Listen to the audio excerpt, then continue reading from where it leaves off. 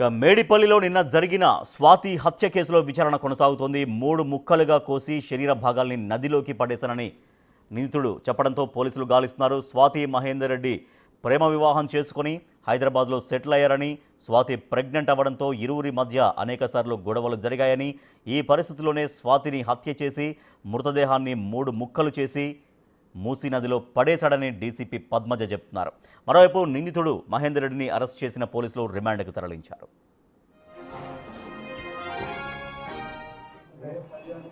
Accused Mahender Reddy has killed his wife.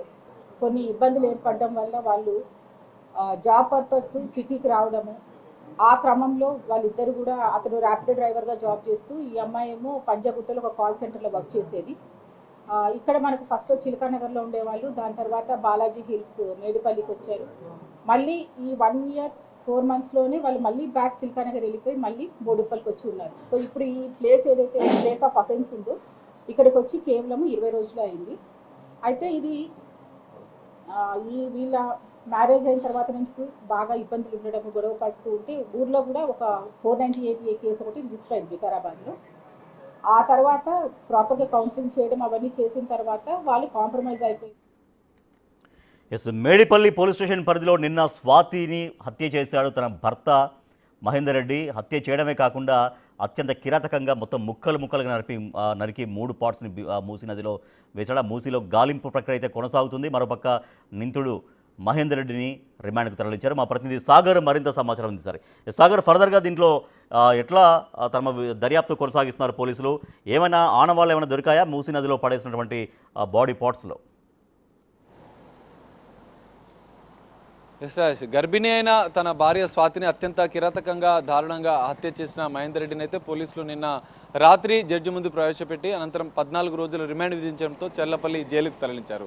అయితే ఇప్పటికే కుటుంబ సభ్యులు స్వాతి మృతదేహాన్ని ఏదైతే 3 తల, కాళ్ళు, చేతులని పూర్తిగా 3 భాగాలని 4 విడతలుగా మూసీ నదిలో పడేసిన నేపథ్యంలో పూర్తిస్థాయి మృతదేహం లేని నేపథ్యంలో కుటుంబ సభ్యులు ఆందోళన వ్యక్తం చేస్తున్నారు. స్వాతి తల్లిదండ్రులు, కుటుంబ సభ్యులు మాత్రం మృతదేహాన్ని తీసుకోవడానికి నిరాకరించిన పరిస్థితి కనిపిస్తుంది. సో వారు ఇటు ఊరిలో కూడా కొంత ఆందోళన చేస్తున్నారు. ఖచ్చితంగా అంత్యక్రియలు కూడా ఆ కుటుంబమే చేయాలంటూ కూడా వాళ్ళు డిమాండ్ చేస్తున్నారు. పోలీస్ స్టేషన్ కూడా చేరుకుని కొంత ఆందోళన వ్యక్తం చేసే అవకాశం కనిపిస్తుంది. ప్రస్తుతం మనం మూసీ నది వద్దన ఉన్నాం. నిన్న మహేందర్ రెడ్డి అత్యంత దారుణంగా 5 నెలల గర్భవతి అని చూడకుండా తన భార్యని అత్యంత కిరాతకంగా, ఏదైతే అంటే గతంలో కూడా అబార్షన్ చేసి గర్భవతి అయిన నేపథ్యంలో ఆమె కాల్ సెంటర్లో పనిచేస్తుంది కాబట్టి కొంత అనుమానం ఉన్న నేపథ్యంలో నిరంతరం ఫోన్ కాల్స్ మాట్లాడుతుందని అనుమానం పెంచుకున్నటువంటి భర్త మహేందర్ రెడ్డి ఆ గర్భంలో ఉన్నటువంటి బిడ్డ తనది కాదని భావించి ఆమె పైన హత్య చేశాడు. పూర్తిగా గొంతు నిమిలి హత్య చేసి ఆధారాలు మాయం చేయాలన్న ఉద్దేశంతోనే శరీర భాగాలను పూర్తిగా కట్ చేశాడు. కాళ్ళు, చేతులు,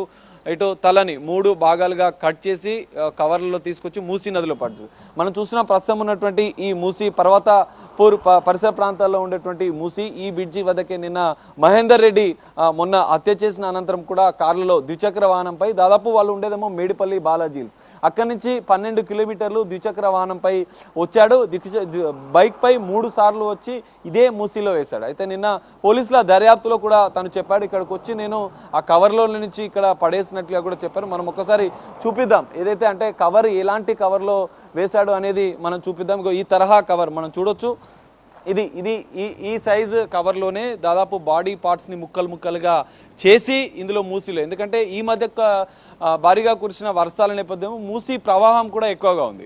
సో ఇది వేయడం వల్ల ఇక్కడ వరకు మొత్తం నిన్న డిఆర్ఎఫ్ బృందాలు, పోలీసులు పూర్తిగా సెర్చ్ చేశారు, గజ ఈతగాలతో వెతికించారు.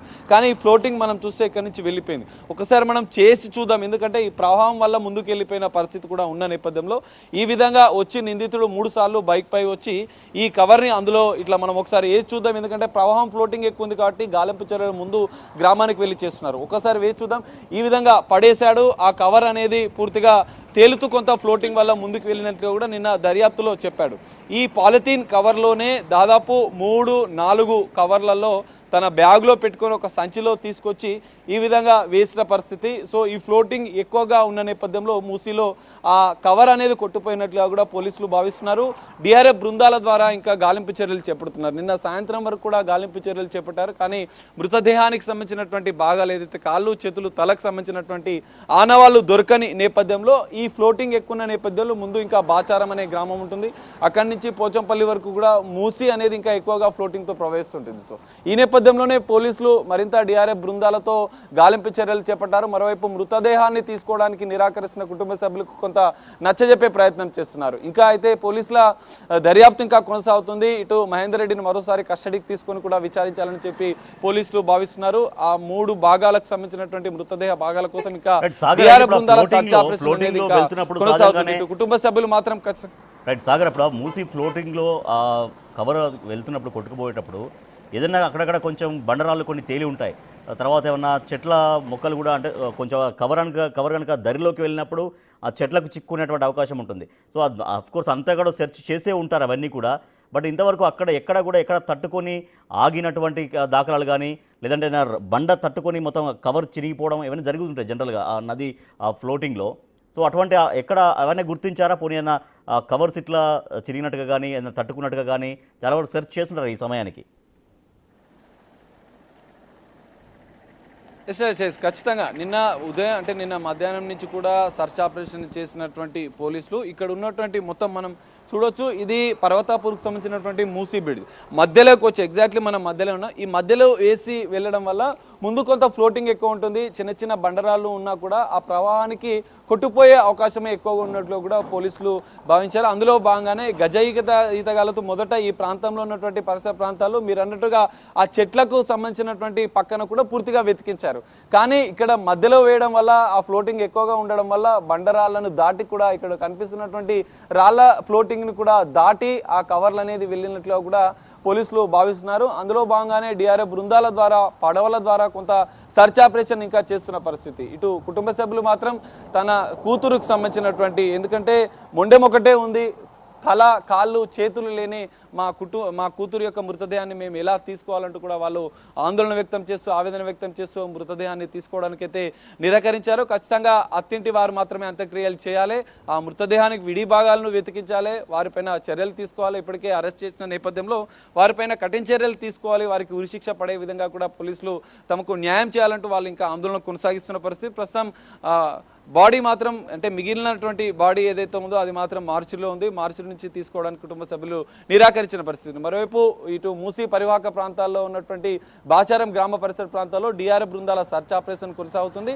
మరోవైపు కుటుంబ సభ్యులను పోలీసులు నచ్చజెప్పే ప్రయత్నం చేస్తున్నారు. ఇటు మహేందర్ రెడ్డి తల్లిదండ్రులను కూడా పోలీసులు విచారిస్తున్నట్లుగా కూడా తెలుస్తుంది.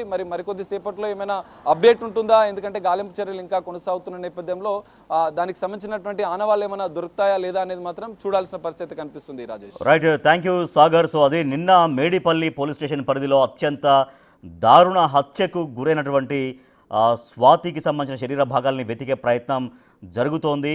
సో తను ప్రేమించి పెళ్లి చేసుకున్న భర్తే కాలయముడయ్యాడు.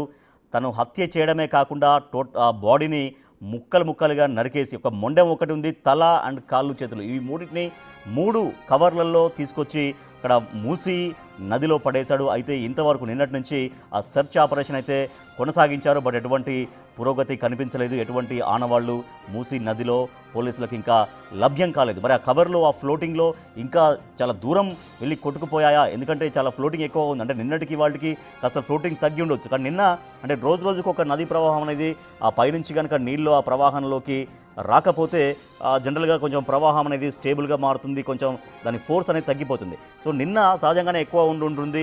మరి ఇంకా మరింత దూరం అది కొట్టుకుపోయిందా?